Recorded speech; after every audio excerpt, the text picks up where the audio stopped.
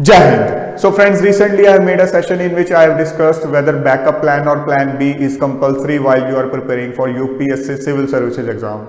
उस सेशन में मैंने डिस्कस किया था कि स्टूडेंट्स दो कैटेगरी में फॉल करते हैं। पहले कैटेगरी उन स्टूडेंट्स की होती है जो कि इस माइंडसेट के होते हैं कि अगर मेरे पास प्लान बी होगा तो कहीं ना कहीं मैं प्लान ए को लेके इतना सीरियस नहीं रहूँगा, मेरी कहीं ना कहीं अटेंशन और कॉन्सेंट्रेशन डाइवर्ट हो जाएगी। तो उनको होता है मेरे पास कोई प्लान बी नहीं होना चाहिए। वो कैटेगरी ऑफ स्टूडेंट्स भी अपनी जगह बिल्कुल सही है। दूसरी कैटेगरी उन स्टूडेंट्स की है जिनका माइंडसेट इस टाइप का होता है कि अगर उनके पास प्लान बी नहीं होता तो कहीं ना कहीं वो अंदर से इनसिक्योर फील करते हैं। कभी भी वो आइडल बैठे होंगे तो उनके माइंड में इस टाइप की चीज़ें आनी स्टार्ट हो जाती हैं कि अगर मेरा ये प्लान ए सक्सेसफुल नहीं हुआ तो मेरा क्या होगा, क्या मैं कहीं का नहीं रहूँगा। तो वो चीज़ उन स्टूडेंट्स को कहीं ना कहीं खाती रहती है और उनकी एनर्जी और कॉन्सेंट्रेशन को गलत डायरेक्शन में डाइवर्ट करती रहती है। सो ऐसे स्टूडेंट्स के लिए ज़रूरी हो जाता है प्लान बी, सो डैट वो एक सिक्योर्ड फीलिंग के साथ अपनी प्रेपरेशन कर सकें, पूरे एंथुसियाज्म के साथ अपनी प्रेपरेशन कर सकें। सो अगर आप किसी भी कैटेगरी में फॉल करते हो तो कोई गलत बात नहीं है। हर स्टूडेंट की अपनी टाइप की मेंटेलिटी होती है। मेन हमारा जो मोटिव है वो ये है कि हमें अपने प्लान ए पे अपना 100% देना है। वो कैसे देना है वो हमें पता होना चाहिए कि हम किस कैटेगरी में फॉल करते हैं। सो लास्ट सेशन में मैंने आपको कहा था कि आपने खुद को असेस करना है कि आप किस कैटेगरी में फॉल करते हो, और आई प्रॉमिस्ड यू कि अगर आपको लगता है कि आप सेकंड कैटेगरी में फॉल करते हो जिसमें आपको ये फीलिंग आती है कि अगर आपके पास प्लान बी होगा तो आप ज़्यादा अच्छे से प्रेपरेशन कर सकते हो, सो मैं आपके लिए एक सेशन बनाऊंगा जिसमें हम डिस्कस करेंगे कि आपके लिए बेस्ट प्लान बी क्या होगा, कैसे आपको अपना बेस्ट प्लान बी चूज करना है। सो आज के सेशन में हम वही चीज डिस्कस करने जा रहे हैं। सबसे पहले हम समझेंगे कि प्लान बी का असली मतलब क्या है। बहुत स्टूडेंट्स के माइंड में एक मिसकंसेप्शन होता है प्लान बी को लेके। सो सबसे पहले हम उसका रियल मीनिंग समझेंगे और उसके बाद हम समझेंगे कि प्लान बी को फाइनलाइज करने के लिए बेस्ट स्ट्रेटेजी क्या है, क्या हमारा माइंडसेट होना चाहिए, कैसी हमारी प्लानिंग होनी चाहिए प्रिपरेशन के दौरान, सो डैट हमारी प्रिपरेशन भी अच्छे से होती रहे और हमारा प्लान बी भी रेडी हो, सो डैट आपको एक सिक्योर्ड सी फीलिंग आए अंदर से। सो सबसे पहले हम समझते हैं प्लान बी का असली मतलब क्या है।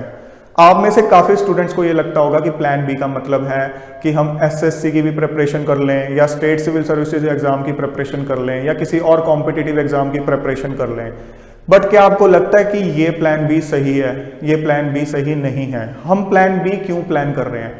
सो डैट जो यूपीएससी के अंदर एक अनसर्टेनिटी है कि हमारा एग्जाम क्रैक होगा या नहीं होगा, वो चीज हमारे माइंड में ना रहे, हमें एक सिक्योर्ड फीलिंग आए। क्या आप ये चीज 100% श्योरिटी के साथ मान सकते हो कि अगर आप यूपीएससी सिविल सर्विसेज एग्जाम की प्रिपरेशन कर रहे हो तो आप एसएससी सीजीएल एग्जाम या स्टेट सिविल सर्विसेज एग्जाम या कोई और कॉम्पिटिटिव एग्जाम पक्का निकाल लोगे?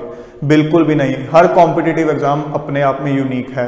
हर कॉम्पिटिटिव एग्जाम में एक अलग टाइप की अनसर्टेनिटी रहती है। सो हमारा तो मोटिव ये है कि हमारे पास प्लान बी ऐसा हो जो कि 100% श्योरिटी वाला हो, जो हमें पता हो कि ये तो हर हालत में है ही है। सो आप ये चीज पे रिलाई नहीं कर सकते कि ये कॉम्पिटिटिव एग्जाम की प्रिपरेशन कर रहा हूं तो ये ना निकला तो प्लान बी है दूसरा कॉम्पिटिटिव एग्जाम। वो प्लान बी नहीं है, वो आपके लिए एक अलग कॉम्पिटिटिव एग्जाम है। प्लान बी आपका कुछ और है। सो सबसे पहले तो अपने माइंड में ये क्लैरिटी लाओ कि प्लान बी का मतलब है क्या। प्लान बी का मतलब वो चीज है जो कि हर हालत में आपके पास है। एक आपके लिए वो सॉफ्ट बेड का काम कर रहा है कि अगर आप ऊपर से गिर रहे हो तो आपकी लैंडिंग सॉफ्ट लैंडिंग हो रही है, आपको ये नहीं लग रहा कि मेरा सब कुछ खत्म हो जाएगा। अब दूसरी चीज जो आपको प्लान बी के बारे में समझनी है वो ये है कि प्लान बी का मतलब ये नहीं है कि अगर अनफॉर्चुनेटली आप यूपीएससी में सक्सेसफुल नहीं होते तो ही आप प्लान बी को एग्जीक्यूट करोगे। प्लान बी दो टाइप का हो सकता है। प्लान बी एक पैरेलल प्लान बी भी हो सकता है, एक प्लान बी ऐसा हो सकता है जो आप लेटर ऑन करोगे। पैरेलल प्लान बी ये हो सकता है कि आप कोई जॉब साइड बाय साइड कर रहे हो, कोई पार्ट टाइम जॉब कर रहे हो या कोई स्टार्टअप पे काम कर रहे हो, उस पर आप अभी हल्का फुल्का टाइम इन्वेस्ट कर रहे हो, थोड़ा अपने माइंड में रखा हुआ है, आपके माइंड में है, थोड़ा बहुत आप टाइम देते रहते हो। एक प्लान बी ये हो सकता है जिसके बारे में आप अभी कुछ नहीं कर रहे हो बट आपको पता है कि अगर मैं अनसक्सेसफुल हुआ तो मैं लेटर ऑन इसको एग्जीक्यूट करूंगा, आपके वो माइंड में है। सो दो टाइप के प्लान बी हो सकते हैं, ये भी आपको अपने माइंड में रखना है। अब हम डिस्कस करेंगे कि बेस्ट स्ट्रेटेजी क्या है एक बेस्ट प्लान बी के लिए। क्या माइंडसेट और प्लानिंग होनी चाहिए प्रिपरेशन के दौरान इस चीज को डिसाइड करने के लिए? सबसे पहले तो आपको एक बहुत बड़ी गलती करने से बचना है। आई एम श्योर बहुत से स्टूडेंट्स ये गलती करते हैं। आपको अपने +1 +2 में या ग्रेजुएशन में सब्जेक्ट्स या स्ट्रीम कभी भी यूपीएससी को ध्यान में रखते हुए नहीं लेने हैं। आपको यूपीएससी को इस चीज से टोटली डीलिंक करना है। यूपीएससी आपके ग्रेजुएशन के बाद की चीज है, इसके बारे में हम प्लान करेंगे ग्रेजुएशन में एंटर करके। सो कभी भी ये गलती मत कर लेना कि आप अपने जो सब्जेक्ट्स या स्ट्रीम है यूपीएससी को ध्यान में रखते हुए ले रहे हो। आपको सब्जेक्ट्स वो चूज करने हैं जो कि आपके स्ट्रेंथ से रिलेटेड हो, आपके इंटरेस्ट से रिलेटेड हो, आपके पैशन से रिलेटेड हो। सो ऐसे केस में आपका एक सेफ प्लान भी बहुत हद तक कॉम्प्रोमाइज हो जाएगा। ऐसा नहीं है कि इसका कोई सॉल्यूशन नहीं है, आगे सेशन में आपको इसका सॉल्यूशन डेफिनेटली मिलेगा अगर आपने ये गलती कर दी है, बट हमें ये गलती करने से बचना है। अब नेक्स्ट इंपॉर्टेंट स्टेप है इस चीज को समझना कि यूपीएससी की प्रिपरेशन आपसे किस फेज में कितने % अटेंशन डिमांड करती है। ये एक फैक्ट है कि यूपीएससी की प्रिपरेशन के लिए आपको पूरा का पूरा फोकस उस पर चाहिए, डेफिनेटली चाहिए, बट क्या हर फेज में चाहिए? नहीं, बिल्कुल नहीं। आपको इस चीज को समझना होगा। आइडियली हम ये बोलते हैं कि जब आप प्रीलिम्स में अपीयर होने जा रहे हो, अपना फर्स्ट अटेम्प्ट देने जा रहे हो, उससे 1 साल पहले आप अपनी प्रॉपर प्रिपरेशन स्टार्ट कर दो। मतलब प्रीलिम से 1 साल पहले आप स्टार्ट कर दो। सो दैट मीन्स कि प्रीलिम से 1 साल पहले तो आपको पूरा का पूरा अपना 100% जो फोकस है वो यूपीएससी की तरफ डालना ही डालना है। उसके बाद जब आप प्रीलिम्स दे रहे हो और प्रीलिम्स से मेंस का बीच का जो पीरियड है उस टाइम भी आपको पूरा का पूरा अपना फोकस 100% यूपीएससी के ऊपर डालना है। अब जब आपने मेंस दे दिया है तो क्या उसके बाद भी आपको उतना ही अटेंशन, कंसंट्रेशन और एनर्जी लगा के रखना होगा यूपीएससी में जितना आप पिछले 1.5 साल से लगाते आए हो? नहीं, उसकी जरूरत उस फेज में नहीं होती है। डेफिनेटली आपकी कुछ कमियां होती हैं जो कि आपको रियलाइज होती है मेंस में अपीयर होने के बाद, बट उन कमियों के ऊपर काम किया जा सकता है किसी और चीज को भी साथ में परस्यू करते हुए। सो सबसे पहले तो आप इस चीज को समझ लो कि यूपीएससी की प्रिपरेशन के अलग अलग फेजेस होते हैं। यहां मैं आपको एक चीज एडवाइस ये करूंगा कि अगर आप अपना फर्स्ट अटेम्प्ट देते हो और अनफॉर्चुनेटली आपका प्रीलिम्स ही नहीं निकलता है तो उस केस में आप मेंस की प्रिपरेशन इस हिसाब से ही करते रहो कि आप मेंस दे रहे हो। आपने अपने मार्क्स चेक किया, आपको पता है मेरी इस बार कट ऑफ क्लियर नहीं होगी, बट उस टाइम अपना दिल मत छोड़ो, प्रिपरेशन इस हिसाब से करते रहो कि आप मेंस दे रहे हो। और जब यूपीएससी का मेंस एग्जाम कंडक्ट होता है, जो क्वेश्चन पेपर हैं उनको घर में करके देखो, टाइम बाउंड मैनर में करके देखो और अपने आप को एनालाइज करो। ऐसा नहीं है कि आपका प्रीलिम्स नहीं हुआ तो आपकी प्रिपरेशन मेंस के पॉइंट ऑफ व्यू से सही नहीं थी। बहुत स्टूडेंट्स के साथ ये होता है कि उनकी preparation mains point of view से सही होती है बट अनफॉर्चुनेटली प्रीलिम स्टेज पे ही अटक जाते हैं। सो आपने खुद को उसी साल मेंस पॉइंट ऑफ व्यू से भी इवेल्युएट करना है, ये नहीं है प्रीलिम्स पे ही हार मान के बैठ जाओ। सो डैट आपके जो आगे का फेज होगा, प्रिपरेशन फेज होगा, उस टाइम आप प्लान बी पे भी काम करते रहो। ये चीज बड़ी जरूरी है आपके फर्स्ट अटेम्प्ट के अंदर, और आपने अपना फर्स्ट अटेम्प्ट देना ही तभी है जब आपकी प्रिपरेशन पूरी अप टू दी मार्क होगी। कभी भी आपने अटेम्प्ट इस हिसाब से नहीं देना कि अभी हाफ हार्टेड प्रिपरेशन के साथ ही मैं दे रहा हूँ कि ठीक है वैसे ही देखने चला जाता हूँ, बिल्कुल नहीं। आप पूरे के पूरे तैयारी के साथ उतरोगे और अब जब आपका मेंस हो गया, चाहे आप मेंस में अपीयर हुए हो चाहे नहीं हुए हो, अगर नहीं हुए तो घर बैठ के आपने खुद को इवैल्यूएट किया है, टाइम बाउंड मैनर में मेंस का एग्जाम दिया है, तो आपको पता है कि मैं कहां स्टैंड कर रहा हूं। आपको अपनी कमियां प्री और मेंस पॉइंट ऑफ व्यू से पता होनी चाहिए। सो मेंस देने के बाद आप थोड़ा थोड़ा उन कमियों पे काम करते रहो, अगले अटेम्प्ट के लिए खुद को तैयार करते रहो, और साथ साथ अगर आपने मेंस दिया है तो थोड़ी बहुत इंटरव्यू की प्रिपरेशन रखो। उसके लिए आपको क्या करना है, जस्ट एक न्यूज़पेपर्स पढ़ते रहना है, आपको अपने करंट अफेयर्स पे काम करते रहना है। उसके लिए कुछ खास आपको एक्स्ट्रा नहीं करना होता है। इंटरव्यू प्रिपरेशन को लेकर मैंने अलग से बहुत से सेशंस बना रखे हैं, उनकी मैंने एक अलग प्लेलिस्ट बना रखी है इस चैनल पे, उनको आप देख सकते हो। आपका पूरा डर निकल जाएगा इंटरव्यू के रिगार्डिंग। अब हम इस चीज को समझते हैं कि जो चीजें अभी तक हमने आज के सेशन में समझी हैं, जो पॉइंट्स हमने डिस्कस किए हैं, उनको अब हम प्लान बी के साथ कैसे रिलेट करें।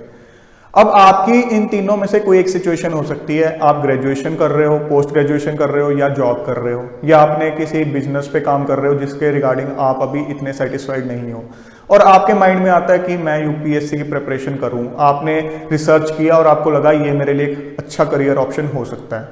सो अब हमें प्रैक्टिकली बात करनी है।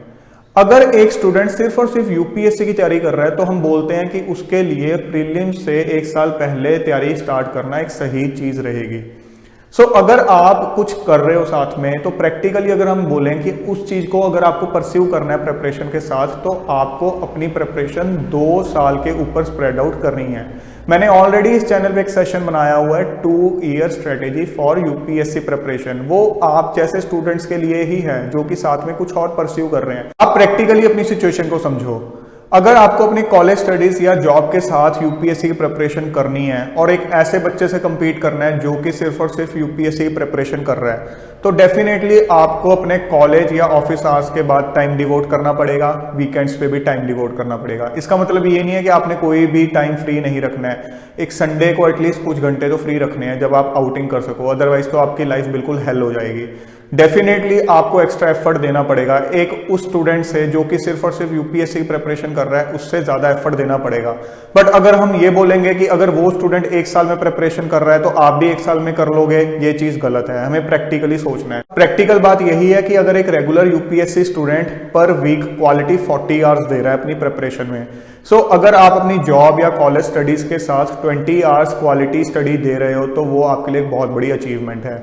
सो अगर आपको उस स्टूडेंट के साथ compete करना है तो डेफिनेटली आपको उससे दुगना टाइम लगेगा। सो मतलब आपको प्रीलिम से 2 साल पहले अपनी प्रिपरेशन स्टार्ट करनी होगी, जल्दबाजी नहीं करनी है। हमें मैदान में तभी उतरना है जब हमारी पूरी की पूरी तैयारी हो।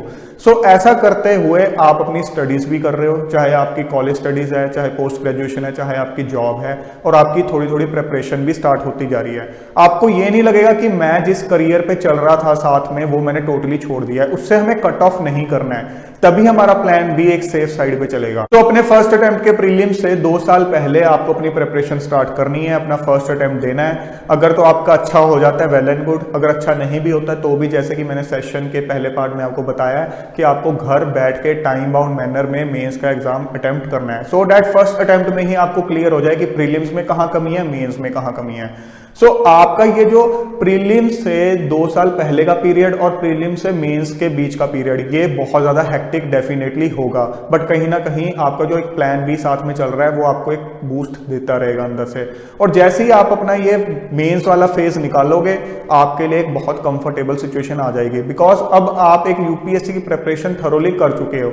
अब एक सीरियस कैंडिडेट के लिए जस्ट बार बार थोड़ा थोड़ा रिवाइज करना होता है और अपनी कमियों के ऊपर काम करना होता है। उस फेज में आपका उतना एफर्ट नहीं लगेगा जितना आपका फर्स्ट प्रीलिम से पहले वाले फेज में लग रहा था और फर्स्ट प्रीलिम्स और फर्स्ट मेंस के बीच वाले फेज में लग रहा था। उसके बाद चीजें बहुत अच्छे से मैनेज कर सकते हो। मैंने बहुत सी एग्जांपल्स देखी हैं जिसमें जॉब करते हुए स्टूडेंट्स ने यूपीएससी का एग्जाम क्रैक किया है। दिक्कत वहीं आती है जब आप स्टिक हो जाते हो कि आपने अपना फर्स्ट अटेम्प्ट दिया, आपका नहीं हुआ, और सेकंड अटेम्प्ट दे रहे हो, फिर नहीं हुआ, उसी पे लगे हुए बार बार। जबकि प्रैक्टिकली बात यह है कि ठीक है आपका नहीं हुआ है, बट इतनी कोई सीरियस कैंडिडेट के लिए कमियां नहीं होती कि वो उसी पे लगा रहे। उसके बाद भी जो आपकी कमियां हैं वो आप किसी और चीज को परस्यू करते हुए कवर कर सकते हो। सो प्रैक्टिकली सोचो, चिपक मत जाओ एक ही चीज को कि सिर्फ और सिर्फ ये, अदरवाइज कुछ भी नहीं।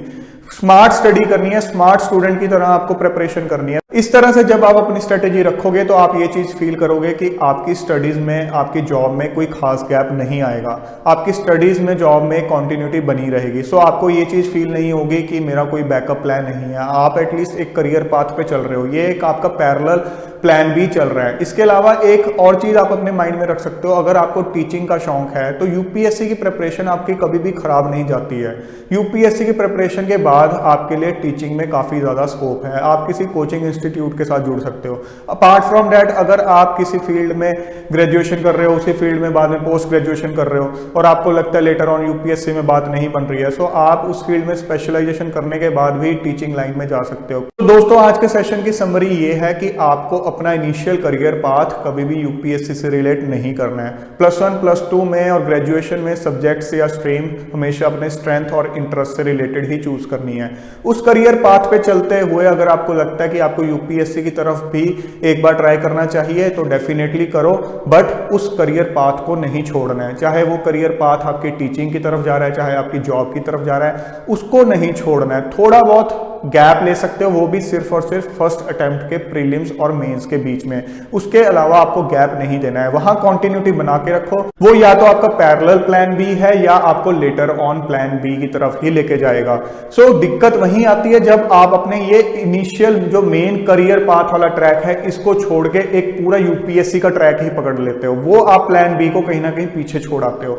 हमें उस प्लान बी को पीछे नहीं छोड़ना है। लाइक मेरे अपने केस में मैं आपको अपनी एग्जांपल देता हूँ कि जब मैं प्रिपरेशन कर रहा था तो मेरे माइंड में जो एक प्लान बी था वो ये था कि मैं अगर इस एग्जाम को क्रैक नहीं कर पाया तो मैं IIT JEE के लिए कोचिंग दूंगा, मैथ्स और फिजिक्स बच्चों को पढ़ाऊंगा। मेरे खुद के ऑप्शनल भी मैथ्स और फिजिक्स थे, तो कहीं ना कहीं प्रिपरेशन करते हुए भी मैं इन टच था। Apart from that UPSC preparation phase में जब भी मैं थोड़ा फ्री फील करता था, थोड़ा लाइट फील करता था, तो IIT JEE स्टूडेंट्स को गाइड करता था, उनको प्रॉब्लम सॉल्विंग में मैं हेल्प करता था। तो बेसिकली ऑप्शनल की प्रिपरेशन करते हुए और इस तरह से IIT JEE स्टूडेंट्स को गाइड करते हुए मैं मैथ्स फिजिक्स के साथ इन टच था। तो मेरा प्लान भी कहीं ना कहीं साथ में चल रहा था, एक ट्रैक पे चल रहा था। सो वो चीज आपको कहीं ना कहीं हेल्प करेगी, डेफिनेटली हेल्प करेगी। सो आपको अपने प्लान बी का ट्रैक नहीं छोड़ना है, टोटली यूपीएससी के ट्रैक पे नहीं पड़ जाना है। आपने बहुत से स्टूडेंट्स देखे होंगे जो कि दिल्ली जाते हैं कोचिंग लेने और तब तक वापस नहीं आते हैं जब तक उनका या तो एग्जाम क्लियर ना हो जाए या सारे के सारे अटेम्प्ट्स एग्जॉस्ट ना हो जाए। सोच के देखो उस स्टूडेंट का माइंडसेट जो कि इतने साल वहीं बैठा रहा, बार बार कोचिंग लेता रहा, सिर्फ और सिर्फ यूपीएससी के ऊपर लगा रहा और फिर भी नहीं हुआ, उस टाइम उसको क्या फील होता होगा।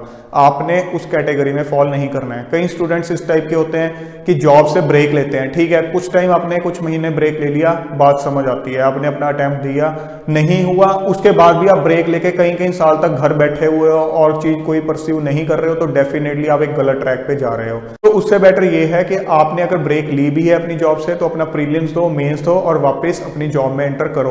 उस जॉब में पर्टिकुलर में एंटर नहीं करना चाहते, किसी और में एंटर कर जाओ, बट जॉब अपॉर्चुनिटी अवेल करो अगर आप एक जॉब वाले फील्ड में ही रहना चाहते हो।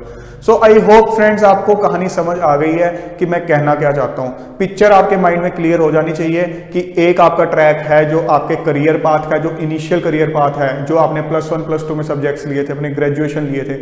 दूसरा करियर पाथ है यूपीएससी का। ये दोनों टोटली डिफरेंट करियर पाथ्स हैं। आपने हमेशा चलना अपने मेन करियर पाथ पे है, थोड़ा बहुत आप कुछ महीने के लिए ब्रेक लेके यूपीएससी करियर पाथ की तरफ जा सकते हो, लेकिन वापस इसके साथ आपको लिंकअप करना ही करना है। तो फ्रेंड्स आपका इनिशियल करियर पाथ आपकी लाइफ में जड़ों की तरह है।